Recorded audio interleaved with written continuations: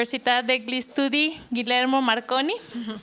Sorry, I'm very bad with Italian. But I will present my colleagues. So, Sara Sella, she's graduate in cultural anthropology from La Sapienza University in Rome in 2009. Then she completed her anthropological education at Università degli Studi di Genova in 2014 in the framework of her master's degree in anthropology and ethnology in Genova. She conducted a 2-year field work both in Brazil and Italy in the area of religious anthropology, Afro-Brazilian ethnology, and interreligious dialogue. In Brazil, she carried out a long field research and attended several courses at Universidad São Paulo. In addition, Sara obtained a second master's degree at the School of Oriental and African Studies in London in development studies, specializing in the field of international development, forced migrations, and natural resource management at Università degli Studi Guillermo Marconi. She currently works at the Research and Development Department, drawing project proposals and managing national, international funded educational projects. So please welcome her and give an applause.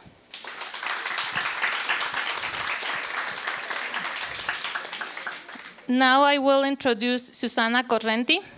She works as project coordinator and administrative manager at ERD, Department of Università degli Studi Guillermo Marconi in Rome. Correnti graduated in psychology from the University of Rome, La Sapienza in 1996. Since 2000, she has been working in the framework of European Union projects, especially focused on education and training. Currently, she is in charge of projects, proposals, drafting and submission, coordination of project activities and reporting, financial accounting on Europe-funded projects, project budgeting and forecasting. Currently manages coordination meetings among international partners, holds presentation and training sessions, writes scientific articles, and participates in national and international conferences as a speaker. Correnti also managed the university business cooperation activities with companies at national and international level. Please welcome her.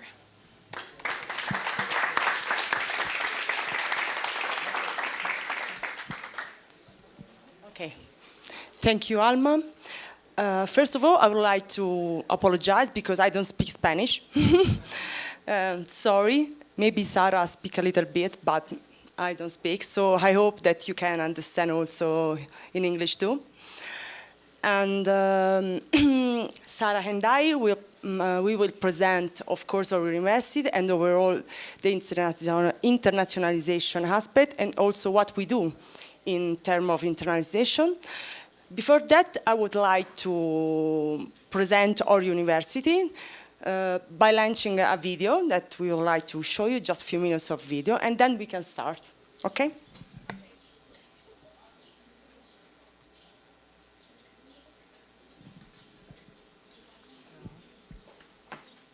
No. It should work.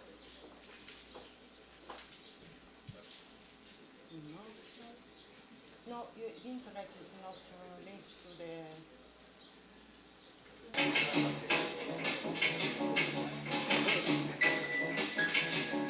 Located in the heart of Rome, Marconi University is the first open university to be recognized in Italy by the Ministry of Education, University and Research. As a leader in e-learning, Marconi's mission is to provide innovative and affordable high-quality degree programs to both domestic and international students alike, utilizing the latest technologies and responding to students' needs in their pursuit of academic, personal, and professional integrity. Since its establishment in 2004, Marconi University has been authorized to offer first and second level bachelor's degrees, as well as master's degree programs.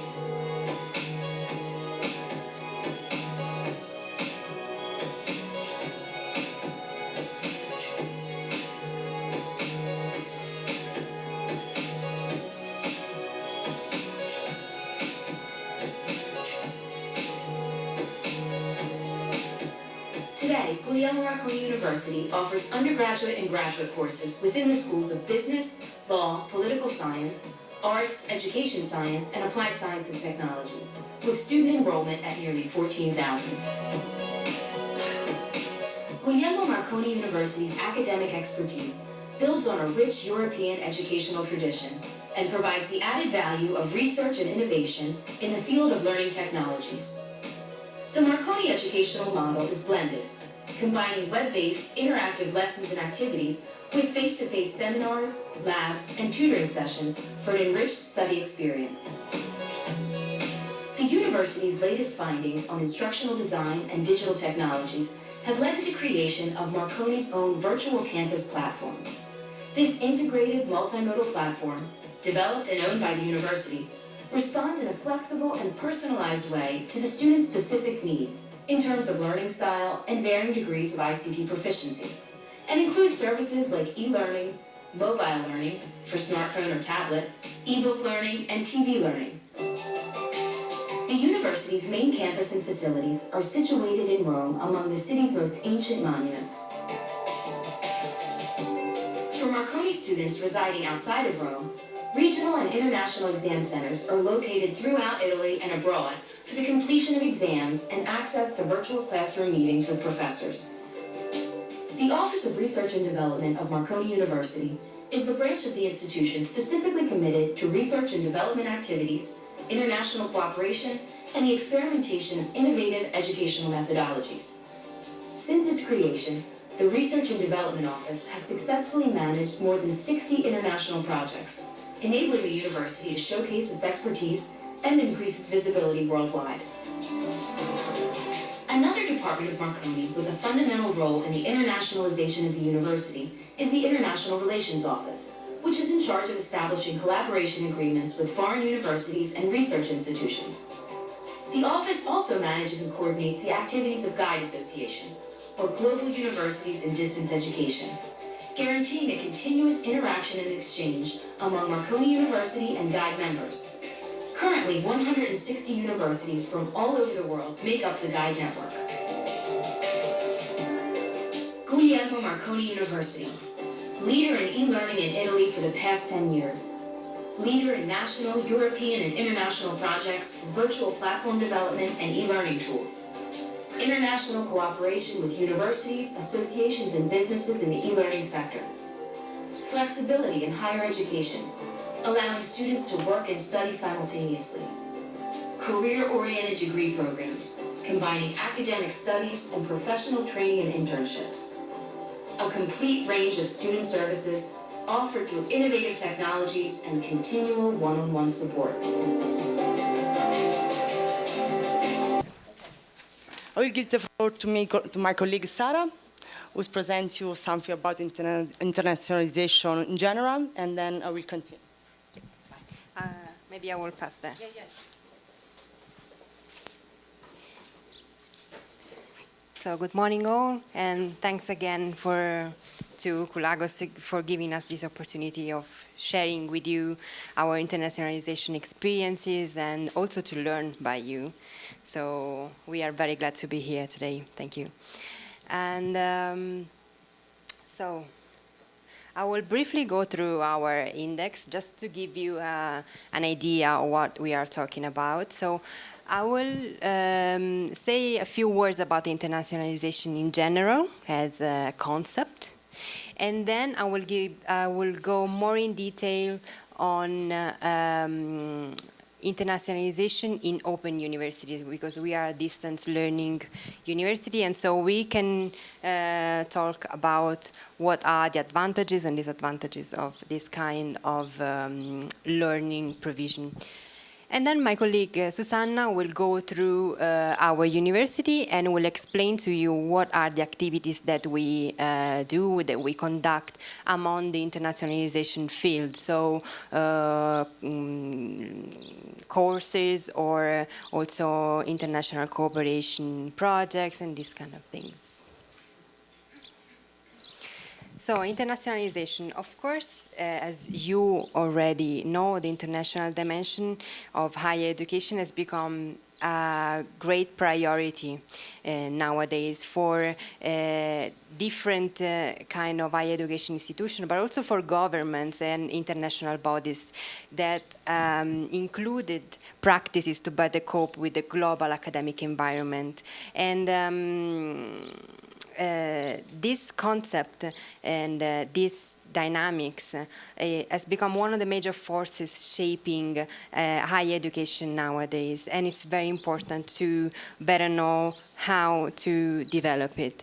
And of course, it's very difficult to give a single definition of internationalization. Sorry, so I chose two of them. One from Jay Knight, that said that the process, the internationalization refers to the process of integrating an international, intercultural, or global dimension into the purpose, functions, or delivery of post-secondary education. This is a kind of general definition, but I think it's kind of comprehensive of what we are about. Then Mina Soderqvist went more in detail and gave her perspective from an institutional point of view, and she said that actually it's the point of view that I think we are interested today. And she said that it is a process of change from a national higher education institution to an international higher education institution, leading to the inclusion of an international dimension in all aspects of its holistic management in order to enhance the quality of teaching and learning and to achieve the desired competencies. So I think it would be interesting to reflect a little bit more on what kind of competencies she refers to. So what are the competencies that are nowadays important to be achieved as students, but also as academic and administrative staff in the higher education institutions? Of course, we have to refer to the biggest challenge that we have in front, that the 21st century brings to us, that is globalization. OECD defined globalization as the world while continually extending networks, communication, and information viewed as a combination of economic, political, and cultural change. Actually, globalization is not a new phenomenon because it started in 1492 with the discovery of the Americas, and it passes three main phases. The first phase, well, let's name it globalization 1.0. Started with the discovery of Americas and lasted until the 19th century. And in this phase, higher education and research, and of course the relationships between the countries were managed by the countries themselves. So it was kind of close cooperation. Then the second globalization phase, the 2.1, that is mainly driven by multinational corporation and industry.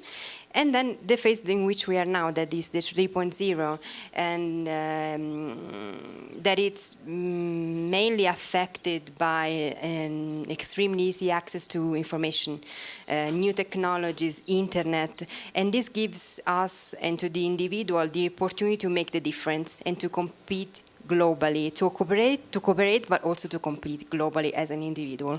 So in this phase, education and research represent for sure some key elements in the composition of the global environment, and higher education nowadays plays a major role in promoting and sustaining what are the emerging complex communities nowadays that are based on knowledge and, of course, on increased competitivity.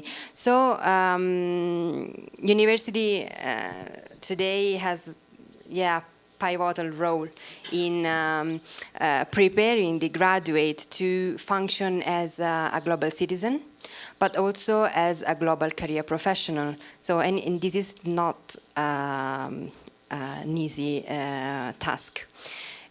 So what the university has to do nowadays has to prepare students, providing them global competencies and multicultural skills. So talking about global competencies, it means it could be defined as a functioning knowledge of the ability to leverage global assets, also the global workforce and global collaboration. Multicultural skills is more let's say a soft skill, and it refers to the awareness of the cultural variations in the world, and it's very, very important. It's not a surprise that the cross-cultural proficiency is already emerged as an important part of the career preparedness. And the QS Global Employee Survey in 2012 noted that the 62% of the employers reported that they consider international education as a part of their recruitment process. So it's something that is very, very important also from the employer's point of view. And for sure, university has to take it into account.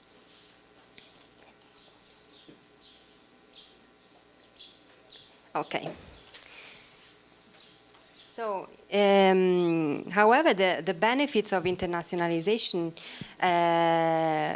go beyond students. And higher education institutions also benefit from internationalization because it results in more revenue generation and in academic and research intellectual knowledge and stronger brand standing. The advantages are also for the nation states because it strengthens political diplomatic ties between countries, and it fosters goodwill and brings about familiarity and understanding of foreign people. So it's something that goes beyond the single student. It is something very beneficial also for the institution and for the country itself. Here I just reported a graphic from the Barometer 2017 by the European Association for International Education, and academic staff were asked to answer to the question, which are the most important reasons for higher education institutions to focus on internationalization. And I think that we would agree on most of the answers. I would just read a couple of them. Most of them said, the 56% said to improve the overall quality of education at our institution, then to prepare students for a global world, to attract more international students, to improve international reputation and position in rankings, to improve the quality of research and development, and to be more competitive with regard to other universities. So we can see that the first two were centered on students, on prepare global citizens, and the others were more focused on the institutions themselves. But I think that we all more or less agree with the answers that were given in this survey. Okay, so I will talk about a little bit about the European situation because it's the one that we know best. So internationalization in Europe is a priority in educational policy since a couple of decades, and the promotion of the physical mobility among European countries between European countries among students and also academic staff, not just students. This was a core objective of two of the main initiatives that were in the European, they were, let's say, promoted by the European Commission. That is the creation of the European Higher Education Area and the Intergovernmental Bologna Declaration of 1999. And focusing more on distance learning and online learning, we have to say that this kind of learning, so the digital world, was not kind of taken into consideration officially in these two initiatives. But of course, at least by some, they were seen as a means to help achieving the values of these two initiatives. So also, if they don't officially talk about virtual mobility or yes, distance learning, the ambitions of the distance learning are the same as the European higher education area objectives and the Bologna Declaration objectives too. And this was something that was echoed also by the outgoing European Commissioner for Education, Culture and Multilingualism Youth. Her name is Androula Vassiliou. I think she's Greek. And she said that Europeans need a shift in the institutional mindset. It is no longer enough simply to encourage students to study abroad. Universities need to have comprehensive strategies that go beyond mobility and encompass many other types of academic cooperation, such as joint degrees, support for capacity building, joint research projects, and distance learning programs. And they need to prepare for internationalization at home for those 80-90% of students who will not be mobile. So you see, internationalization goes far beyond mobility, and or at least physical mobility. It also translates in terms of virtual landscape and technological investment. And in this field, of course, distance university enjoy some kind of advantages. So, but what is distance education? Distance education, as Hahnemann and Miller said, is a process to create and provide access to learning when the source of information and the learners are separated by time and distance. And it provides an educational experience of equal qualitative value for the learners to best suit their needs outside the classroom. This is the official definition, let's say.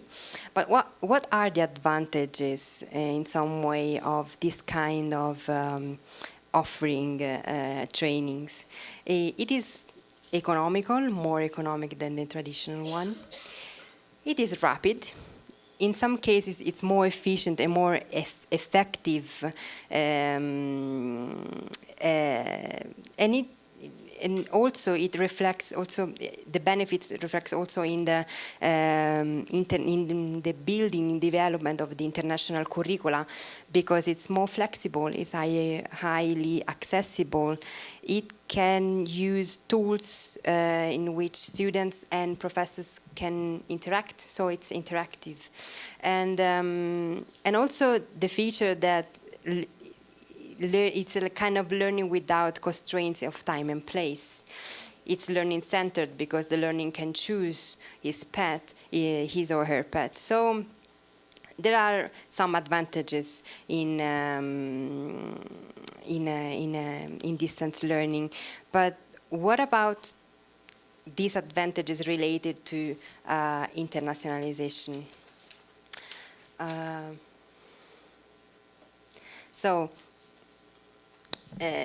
You would think that the benefit of learning alongside students from other countries would be impossible for a distance learning, for a distance university or an online university. This is not the truth. That's what I used to think also, because I also benefited from my previous, in my university path. I've done an intercambio with Brazil. So for me, then going to work for a distance university was kind of strange, and I was not so confident in the tools and in the system.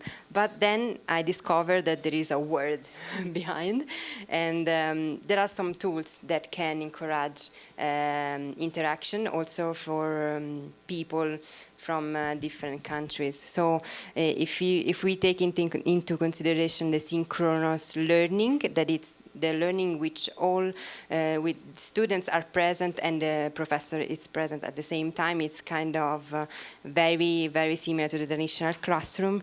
Using some tools like wikis or like blogs and discussion boards allows students to meet and to cooperate into a common project or into a common, let's say, exam, or so we have chances to make the students meet and cooperate together. In general, the use of e-learning opens up a wide range of business expansion and internationalization, not just for companies, but also for higher education institutions.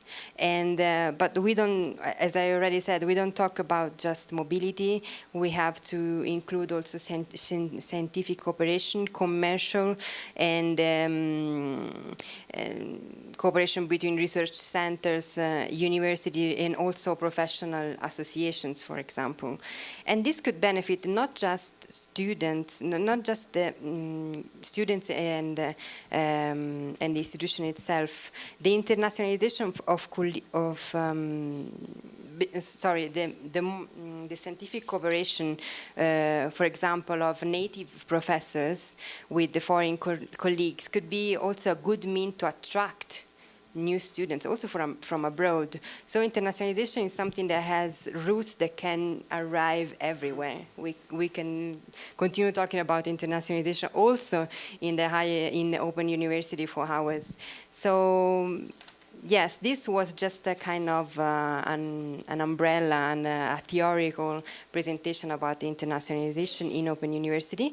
And now I would give the floor to my colleague Susanna, that will explain a little bit more in detail what we do and how we do it. Not too theoretical at the end, also practical. In any case, when you told your experience at Marconi, I remember I started working at Marconi University 12 years ago, and I remember the first time, Open University, e-learning, nah, I don't like it. Really, it wasn't much, no, I prefer the classroom, the contact with the teacher, but I also remember my first time, 1 century ago, my first time at university, at the Sapienza University in Rome. It's a big university with a lot of students. And the big conference room, there is the professor attending the lesson and 500 students. So imagine, and among them me, for 500 students, it's not possible to interact with the professor. So at the end, I think now that the technology is ready, I think that learning could be offer a lot of opportunities, not only... Also maybe for traditional universities. Yes, sorry. I believe we discussed about that, Sarah and me, at our offices when we prepared this presentation about that. I told her, I think, I don't know, that Marconi University was born as open university, as online. So, of course, this is our main mission. But I believe that nowadays all universities have to tackle with, not to learn, have to tackle with technologies, as of course with learning. This does not mean that all courses have to be delivered only by learning. Maybe the good solution could be a mix, a blended course. We are blended too. But I think that all universities have to have a learning part, because it's part of nowadays technologies. Most of you are younger than me, so for you it's normal, for me no. When I was born, there wasn't mobile phone, for example. So I think that it's important. And e-learning is also something that could help, could encourage internationalization, for different way that I can show you. I would like to show you, I'm going to show you what we do in terms of internationalization and also learning, because it's for some point of view, it's the same things for us. Because learning allows us to internationalize, of course, and blah, blah, blah. Questo? Okay, just these slides just to summarize what you have already heard with the videos that we are. Let me highlight this, that I'm proud of it. We are the first open university recognized in Italy in 2004. The first because when the Ministry of Education established the law that allowed to establish this kind of university. And we should be also the first now for number of students also actually. And this summarizes just some few things about us, that we have both Italian and international education. And our main, let me a little bit jump here. Okay. Our main offices are in Rome. We are more than one buildings in the city center. That is strange because usually universities are outside, but we are in the city center, close to the Vatican. And in this slide is summarize our main buildings. And here, I don't know if you have, do you know what it is multi-rank? No one's know. It's an European project, it's a project funded by European funds that it's a ranking among worldwide university, a lot of university. And we are among the 25 performers in interdisciplinary publication, international joint publication, and also joint publication. Is proud also of that. And also the video said that we have different offices in Italy, from south to north. And also, we have also another office abroad in Greece, in Athens. These are faculties. We have 6 main schools that are Faculty of Economics, Law, Literatures, Political Science, Educational Science, and Applied Science and Technologies. Not only that, we also arrange a lot of educational offer, postgraduate and workshops too, in different topics that could be, there are some examples in these slides, could be data-driven innovation, interior design, fashion management. Okay, I would like to go in depth on our educational mode because this allows us to do a lot of things. We have all our courses are overall delivered by online modalities, even if we have also a blended modality, so a lot of workshops too. Sorry. And Virtual Campus is our main platform that we use for delivering courses. And is it possible to access to the Virtual Campus platform by mobile, by phone, by all kinds of devices, PC, etc. And of course, we have an important department internal at the university in charge of delivering these courses because, of course, it's a department very, very rich because we have different kinds of profiles that have to work together, not only professors have to interact with instructional designer, with technicians, with graphics, audio and video technicians too, developers and programmers.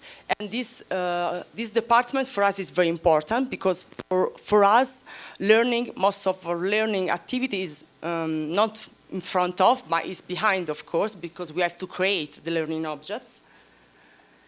And I would like also to show, this is another part of our university very important for us, that is Marconi Studios, which is part of the university, but provides also services outside the university because they are experts in production of multimedia contents and also different kinds of scenarios for TV and also films, cinema.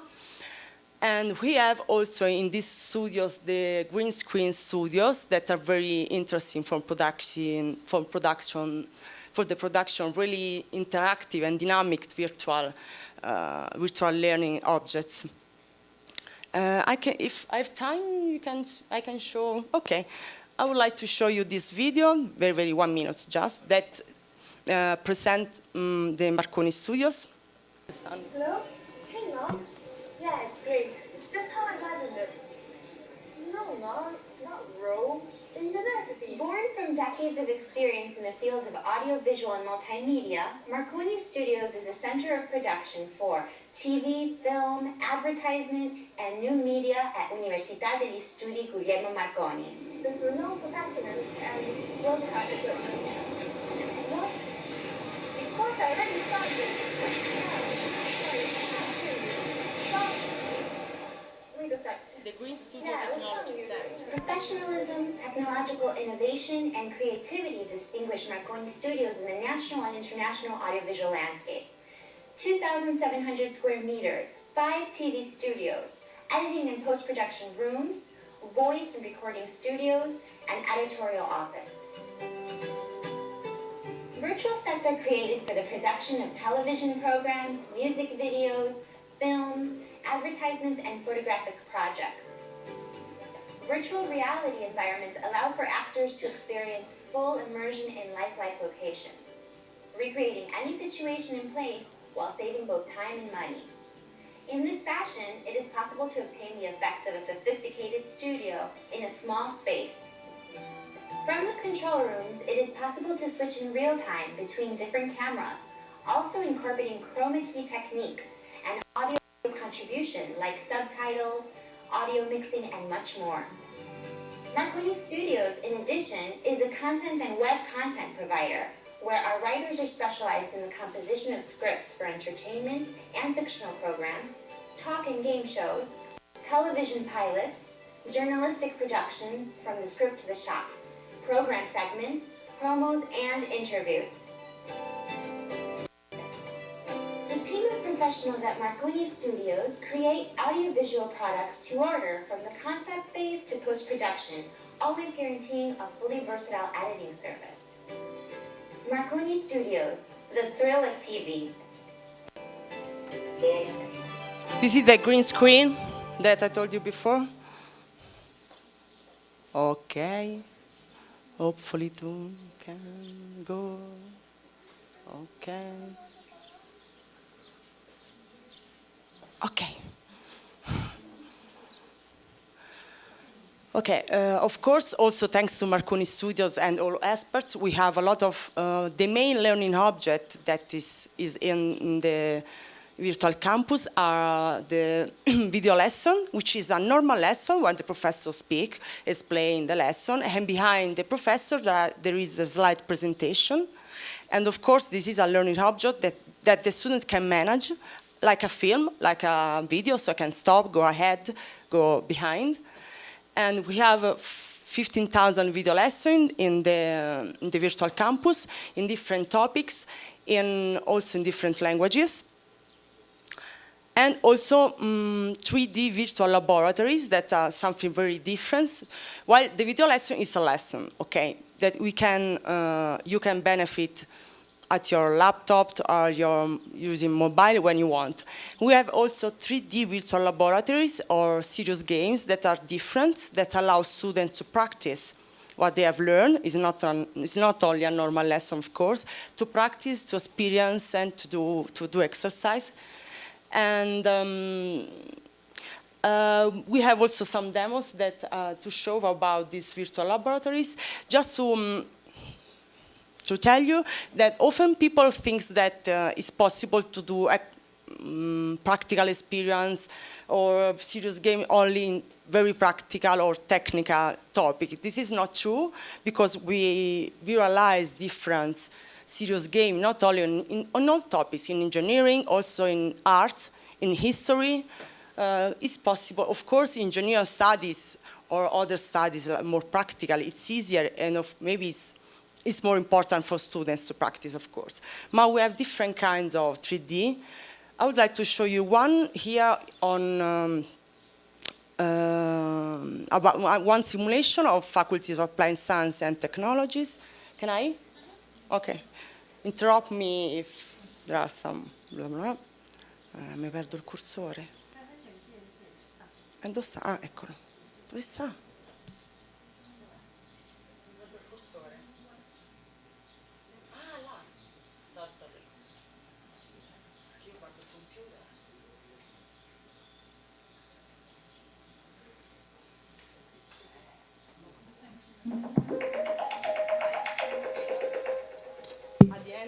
The students in the restoration course for the Faculty of Applied Sciences and Technologies at Marconi University have a virtual laboratory at their disposal. Here they can directly experiment and apply the knowledge acquired through the course lessons by transforming the skills and abilities they have for professional practice. In line with the most recent and technological innovations for didactic multimedia design and production at Marconi University, the laboratory was designed and produced in a multilingual version and to be used on many devices. According to the principles of responsive web design, it is usable in both desktop and mobile versions, or in other words, on PCs, smartphones and tablets. The laboratory is made up of two different sections which are closely correlated. The first is dedicated to architectonic or conservative restoration, and the second to static restoration. Conservative restoration is aimed at protecting and restoring monuments in accordance with the typological, formal and structural natures. Static restoration deals with the restoration of the structural strength. It deals with two complementary aspects of the same discipline. The virtual laboratory allows you to make practical restoration experiments in 4 different historical periods. The student can select a facade in a dynamic way among the following: medieval, Renaissance, Mannerism or Baroque. Once the architectonic facade of a particular age has been selected, audio and text contributions will help understand the historical period better.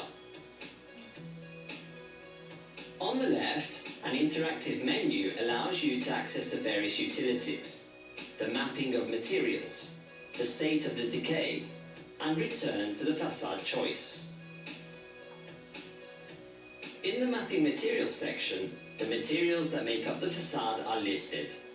Each material is accompanied by a detailed fact sheet which facilitates the comprehension of the constructive techniques used for building.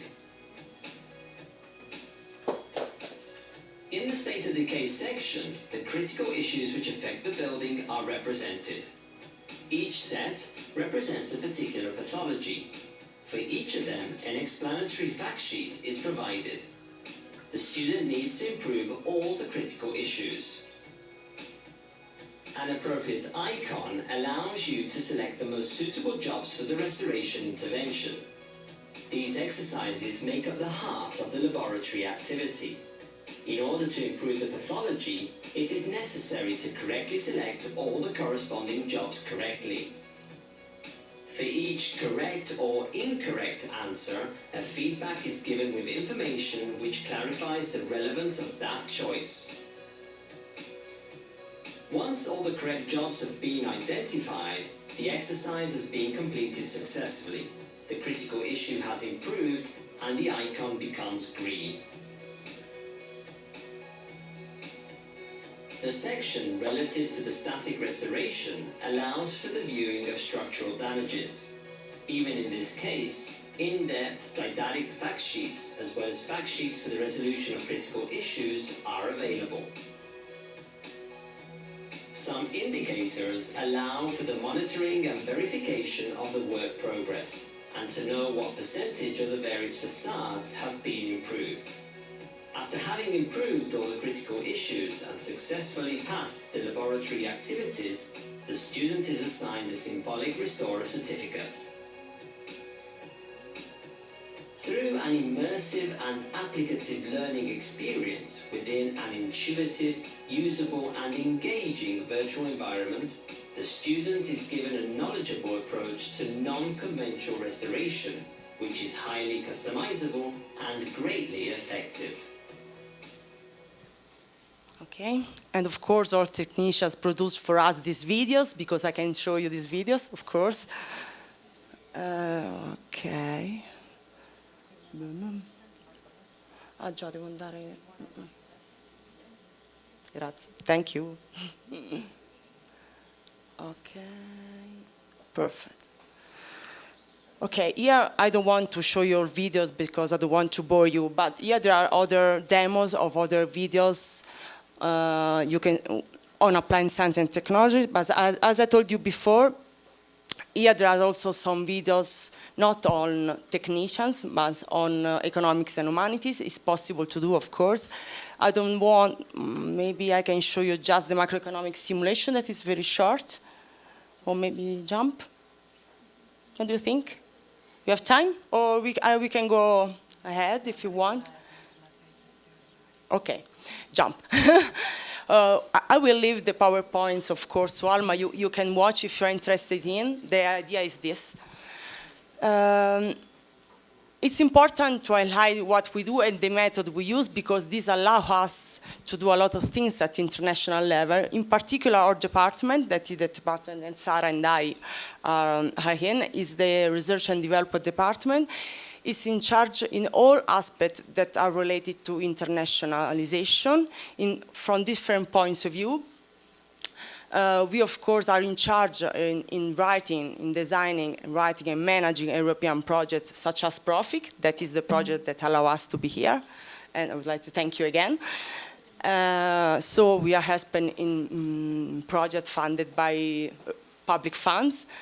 Not only that, we also manage joint degree programs, also intercultural program in international courses in different languages. For that reason, I would like to say that in our office we have also colleagues from other countries. We have colleagues from Greece, from Russia, Spain, and Greece. Okay, because of course they help us to manage our international courses. We also manage collaboration with companies. That is very important for us at national and international level. We develop different kinds of events. And I will go to show you exactly what we do. This is our multilingual educational offer that we can deliver because we are online. So we have both bachelor and master degree programs in English, Spanish, Greek, and Russian. So we have also different students from all over the world, overall from these countries, from Russia, from Greek a lot. And we can do this because we are online, of course, because our methodologies allow students to benefit the course from all over the world. Here there are 3 main joint degree program masters that we are managing currently. 2 are with Ukraine. One is in International Humanitarian University of Odessa, that is a master degree in business administration. Another one is with the Kiev National University of Trade and Economics.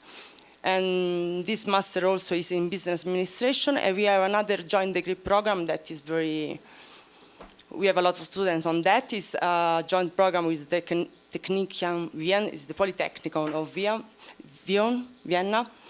And this is a master degree in computer science.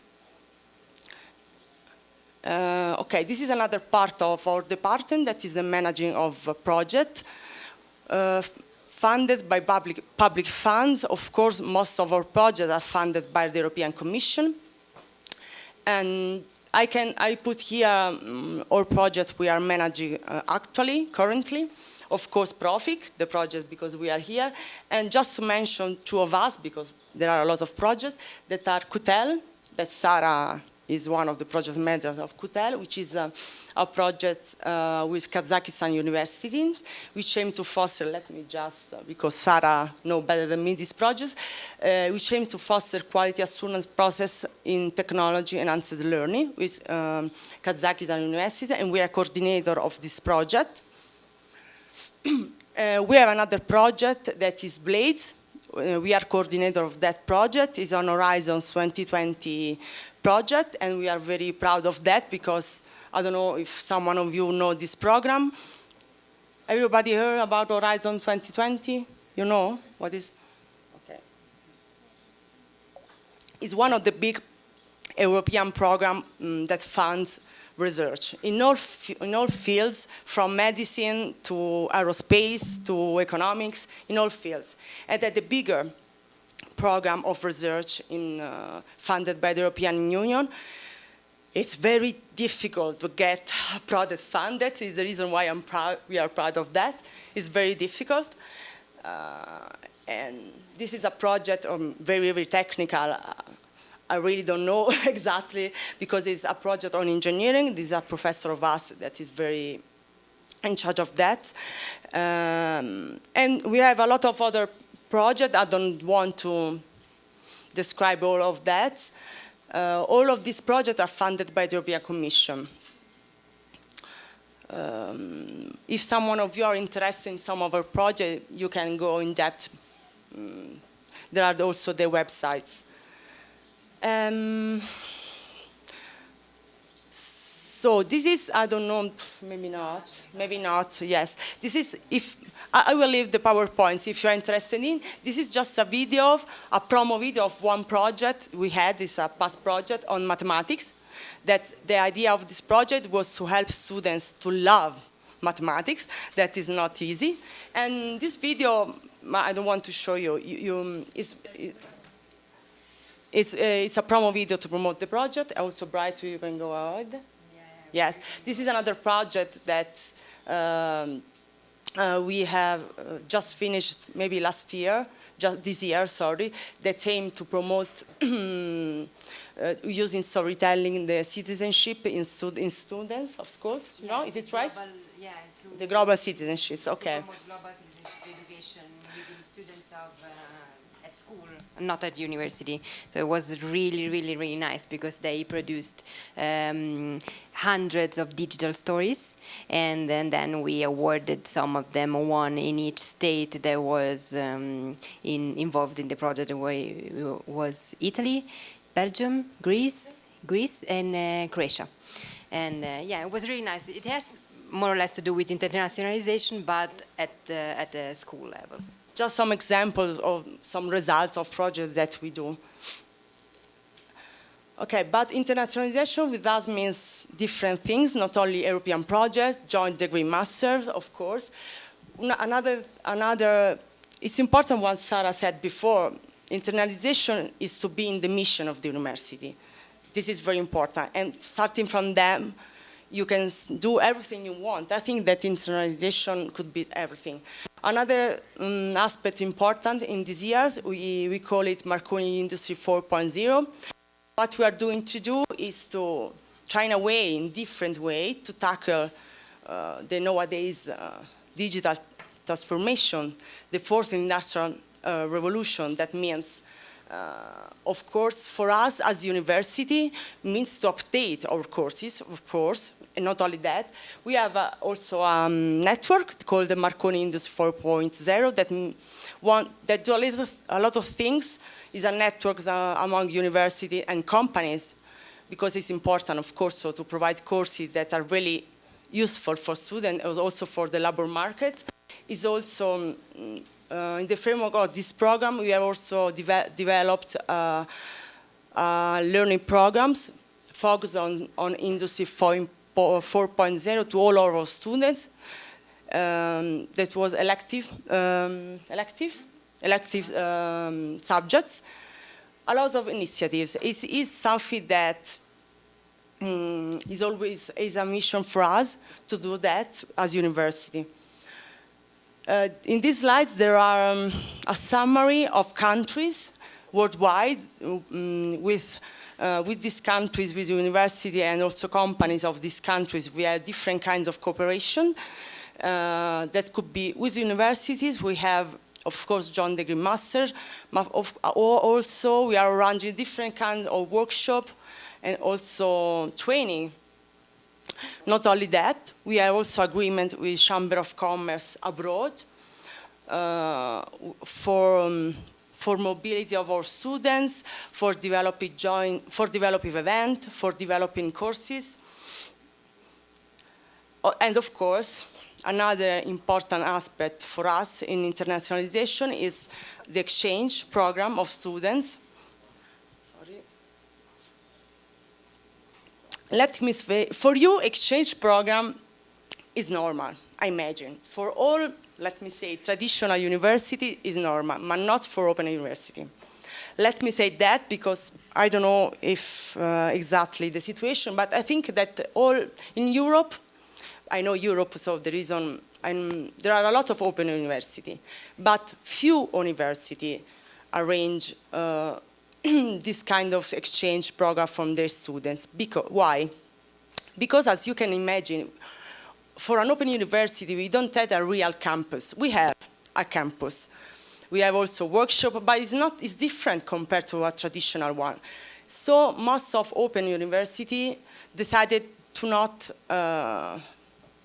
do this kind of program. For us, it's important also for our students to have the chance to do that. So we have both students, they have two chances. They can have an exchange program with another university in Europe. At the moment, we have just in Europe, even if the European program allowed to do also worldwide. At the moment, we decided to do just in Europe, but for the future, I hope to open to worldwide too, because it's very difficult for us to manage this program. And so they can decide to spend that time abroad in another university. We have agreement with different kind of university. Yeah, there is the agreement of all university we have in Madrid, in France, in Greece, in Poland, for studio. So they share a time abroad, attending exam, etc. Another kind of mobility is the student mobility for traineeship. So during the bachelor programs, they can attend an experience in a company abroad. And also in this case, we have, so they can practice directly. Of course, they a little bit have a break on their study because working abroad, they don't have a lot of time for studying. Even if, let me underline that we are online, so they can study everywhere. And if you want, come back in Italy for attending the exam, so they can. Of course, studying and working together is not easy to manage, but they can. With companies, it's not easier to get really agreements. In any case, we have contact with different kinds of companies, engineering, hotels. We have, of course, a lot of students studying languages that want to go abroad, of course. We are contact with different kinds of companies. We don't have huge number of students going abroad compared to other universities, but we are proud to do that because, as I told you before, for open university is not common. And you already heard about that. We have also a guide association, which is a network of worldwide universities. Most of that university or research center are focused on online, on learning. And we have also 2 international journals, in English, of course, also in Spanish. We have a lot of articles in Spanish. These journals are both online and paper. We are very glad if you want to propose us a publication. We are always open to all of us. If someone of you are interested in, you can write me. And that's all for what we do at international level. I don't know if you have a question, curiosity. Yes.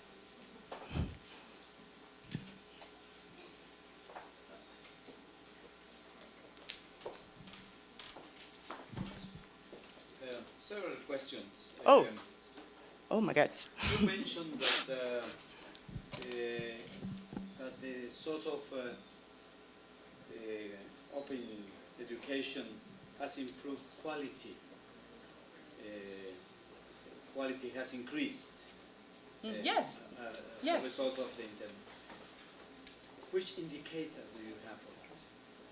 I mean, what is the indicator that you have to say it has improved the quality in 35%, 40%? It's not easy for me. As already my person. Sorry. One. Second question. All together. How much do the courses cost? No? And the third question is, where do alumni work for? Where do the alumni work for? What kind of companies the alumni work for? Okay. Do you have in traineeship? No, I mean, the alumni, I mean, those that study in your university, obtain a degree, where do they go? I mean, what are the kind of companies they work for? Okay.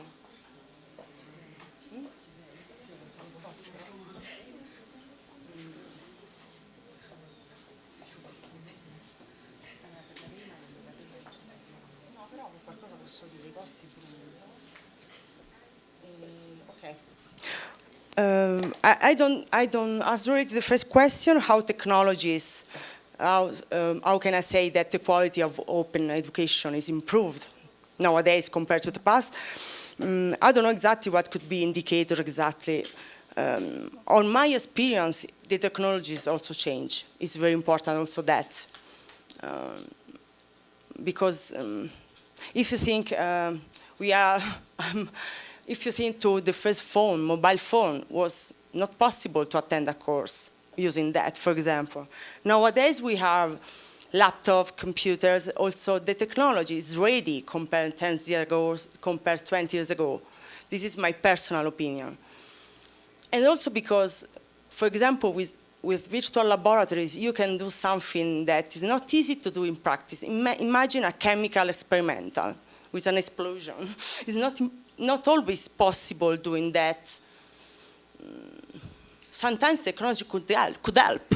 This is my idea. I don't know exactly which indicator. I can find for you if you want, why not? This is my personal idea, just that. I don't know, what do you think?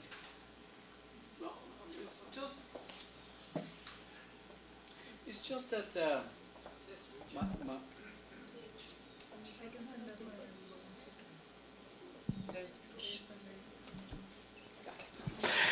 well, the idea behind my question is technology is not neutral. Technology is not neutral.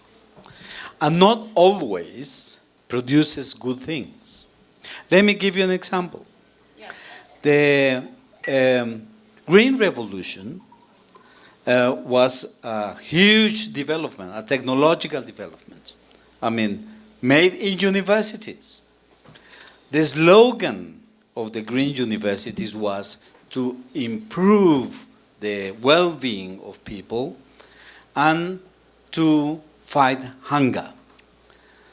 After decades of applying Green Revolution, we have people with more hunger and more poor people.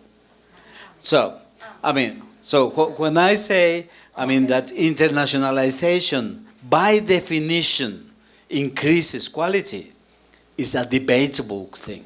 Yeah, you're right. It's a debatable thing. It's an open debate, and we should be very careful in what we mean by that. That's why I ask you. You said, internationalization improve quality in 35%. Maybe we can add But could have many answers. That's the thing. The other thing is, when I ask how much do they cost, internationalization could create an elite. Because if courses are very expensive, not many people can pay for that. Only an elite can pay for that. And internationalization then is a process in which society is excluded. Some can go, to the high technologies, to the high universities, and some others never can do that. And the other thing is, where do they work for? In most of the cases, these students go to work for the transnationals. And the thing is that in our countries, at least, not at least, everywhere in the world, the largest section of industries are small and medium enterprises. This is Italy, not the transnational universities, not the transnational enterprises or firms. So that's why I asked these three questions. There are a lot of small and medium-sized enterprises that are international too. I don't think that to be international you have to be big. That's true. In Italy, just speaking about ourselves, most of our industries are small and medium-sized enterprises, 80% of our industries. So this means that, and most of them are just 3 people, and maybe young also, and also they are open to other countries. So it's true that it's not easy, that I agree with you that technology could help quality, not mass, of course. And do you have something to say? Can I make? I have a question, but at the core of your question is technology or internationalization? Maybe both. Okay. Because I didn't understand. So, you mean that internationalization could create an elite, because not all of them can travel. This is your point. Yes. Okay. Yeah, I personally agree, and I don't know if I managed to pass the message that maybe what we are trying to do, or what open online university could do, of course if they are economical, is to give the chance to internationalize and to cooperate with other people from all over the world virtually. Of course, it's not the same thing. This is my personal point of view. It's not the same thing as doing an intercambio in another university, but this could be a mean for the people who don't have bolsas, who don't have, I don't know, becas. Okay. I don't know in English. Scholarships, okay. So, yes, no, it was just a question because I didn't understand your point, if it was technology or internationalization, but you mean both of them. Okay. But always there is advantages and also not, of course. I agree with you. It's not always is beautiful, but technologies our future are here. We can avoid that. Sorry? We have to, and also education. I think we had a discussion, Sarah. It was very funny because we had a discussion, Sarah and I. We have different points of view. Preparing this presentation together, for me, we should in a way to tackle with Industry 4.0, with digital transformation. Where to tackle in this way with that? In any case. Let me tell you something. Yes. You're welcome. Blanca said that, Rebecca said we have to live with that. Not necessarily, sorry. Let me tell you an example. The organization I represent, the Latin American Association of Universities for Latin America and the Caribbean, have created 4 master's degrees online, which can be used by the universities free, without paying $1. And that is the result of the collaboration of universities among each others, which create public goods to give chance to many people who cannot pay hundreds or thousands of dollars, to go to the university. So, sorry, but it's not a situation in which we are there and we cannot do anything about that. There are several ways we can deal with that. We have to live with technology and use it. No, we have to. Of course, we have to live with technology, but the technology, can create. Universities create good things, but also create bad things, and we have to be aware what are the good things that are created from universities. I gave the example. The green revolution changed everything, changed institutions, changed the life of people, changed many other things. Well, nowadays, technology is creating this kind of world that we have. Contamination all over the world, we are suffering tremendous impacts on natural resources. So technology is not doing the right job. Not always. My presentation. So now I will try to be short because I know that you are hungry. It's almost lunch.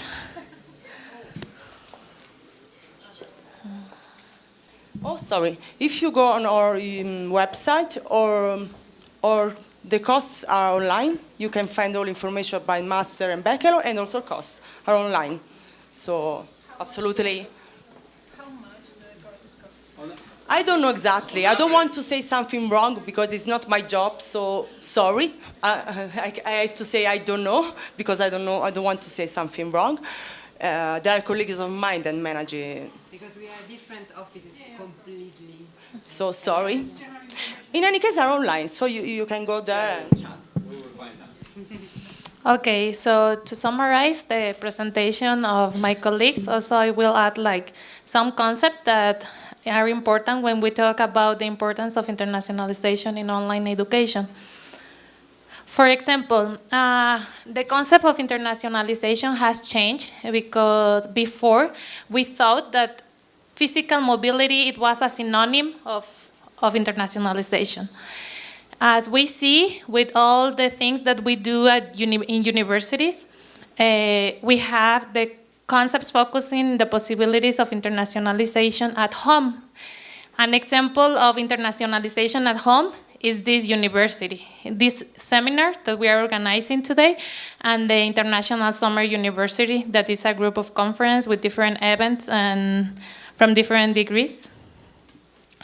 Sarah told us before, Jen Nitt defines internationalization as the integral, as a process of introducing an international and intercultural with the purpose or functions of higher education. But what happens if we have technology and communication? That's the definition of virtual internationalization, according with Brun. How many of you do you know the word MOOC? Yes? Yeah. MOOC is a massive open online course, and it was created by some universities to try to make the internationalization accessible to all of the people that they can't go abroad, and they want to take a massive course online from different universities.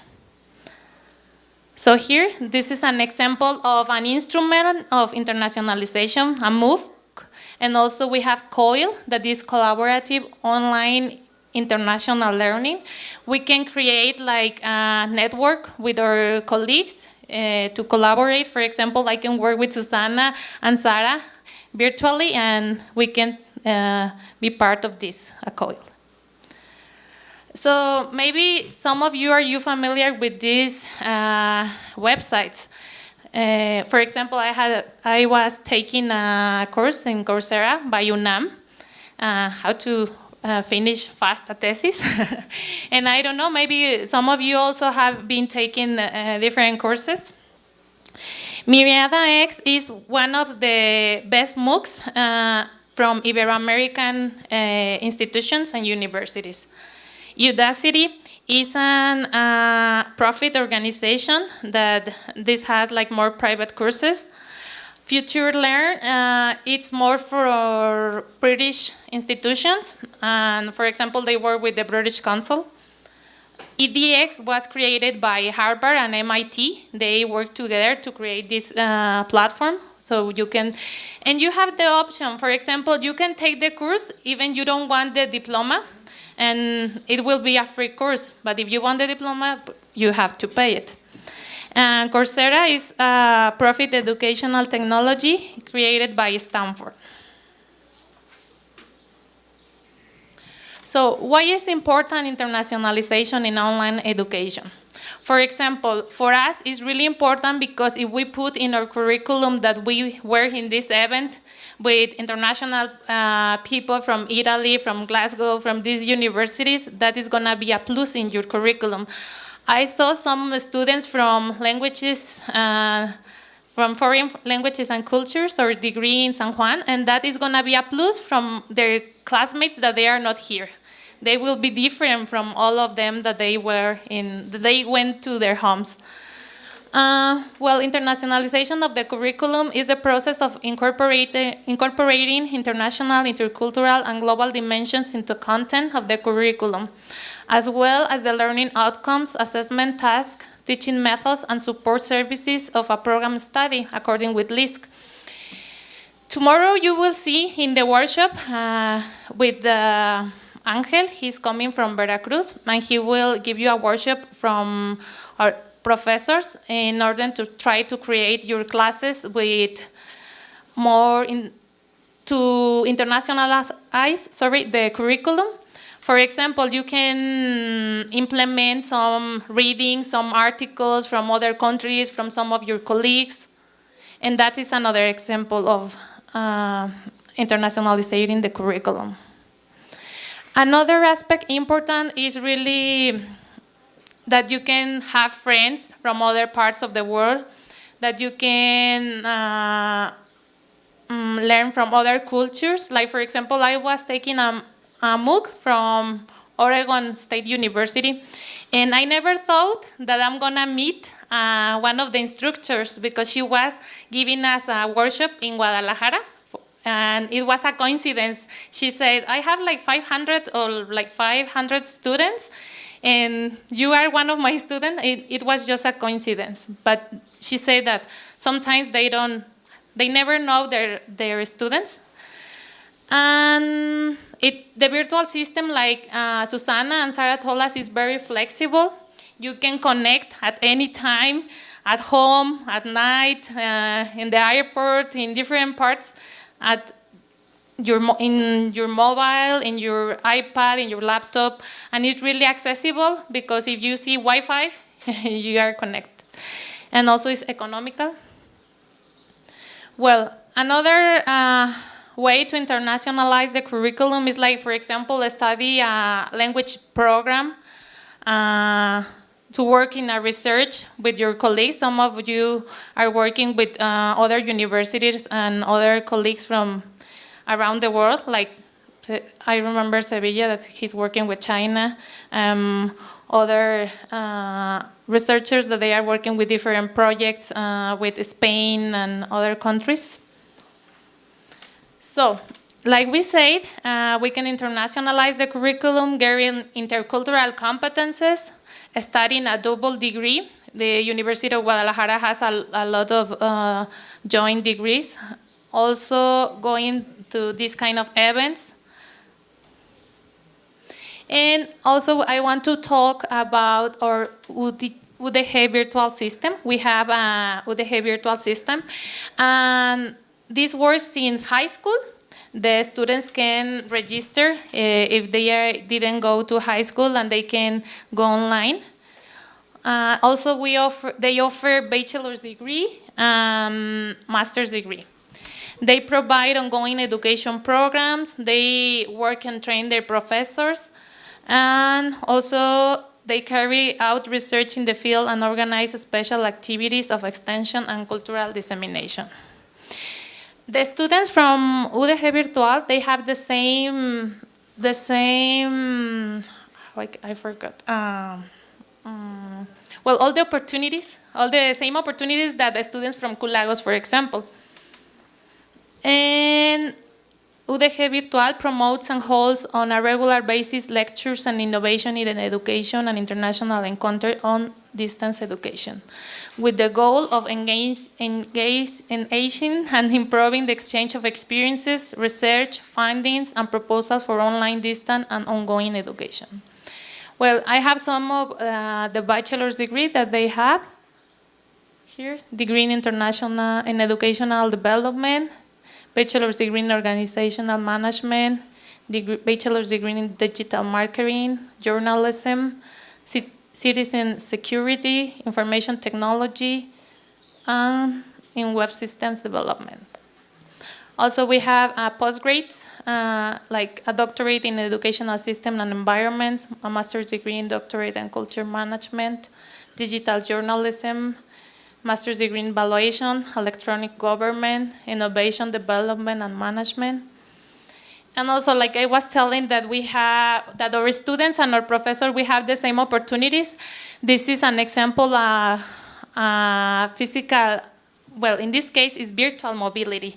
Also, they can register and they can apply for the scholarships to have another opportunity from all the agreements that we have with different universities, so they can access to these universities. Maybe we can work with the agreement, so also our students can have this kind of opportunity. So, this is all. I don't know if you have a question.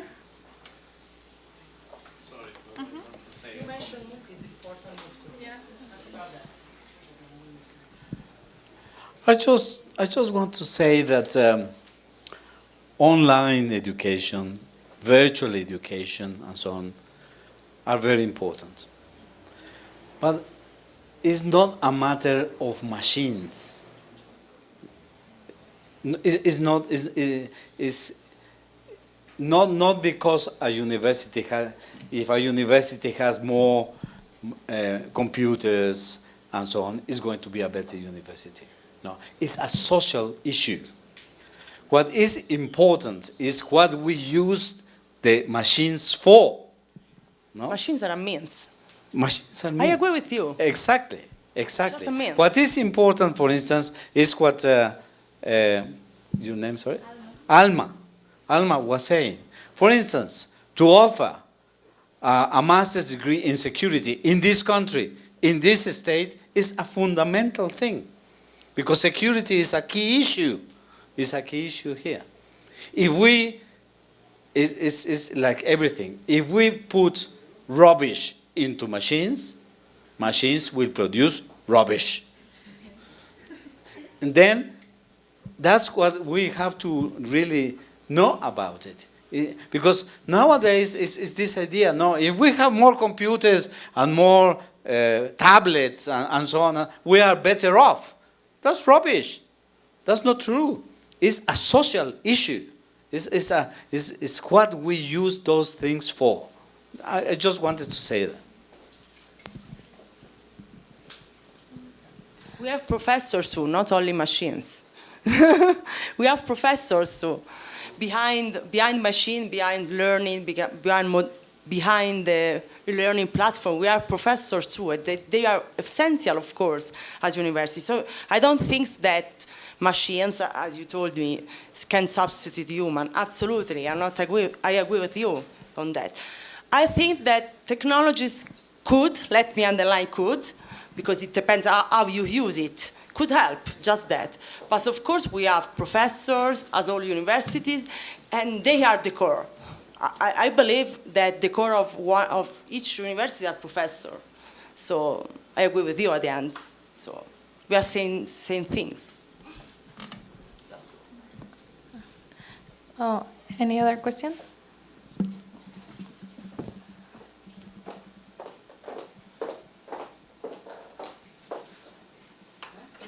Bueno, para concluir nuestra sesión, vamos a agradecer a nuestras ponentes y me permitiré leer la constancia. La Universidad de Guadalajara y el Centro Universitario de los Lagos otorga la presente constancia a la maestra Susana Correnti por su participación como ponente en el panel magistral La importancia de la internacionalización en la educación en línea, efectuado como parte de las actividades del cuarto Seminario de Internacionalización Universitaria en el marco de la Universidad Internacional de Verano 2019, los días 4 y 5 de junio.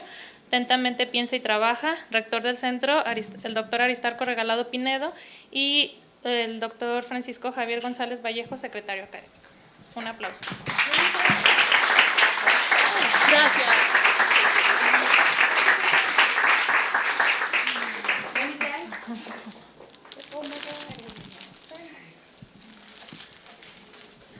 Y la Universidad de Guadalajara, a través del Centro Universitario de los Lagos, otorga la presente constancia a la maestra Sara Cela como ponente en el panel magistral, la importancia de la educación, de la internacionalización en la educación en línea, efectuado como parte de las actividades del Seminario de Internacionalización Universitaria en el marco de la Universidad Internacional de Verano 2019, los días 4 y 5 de junio.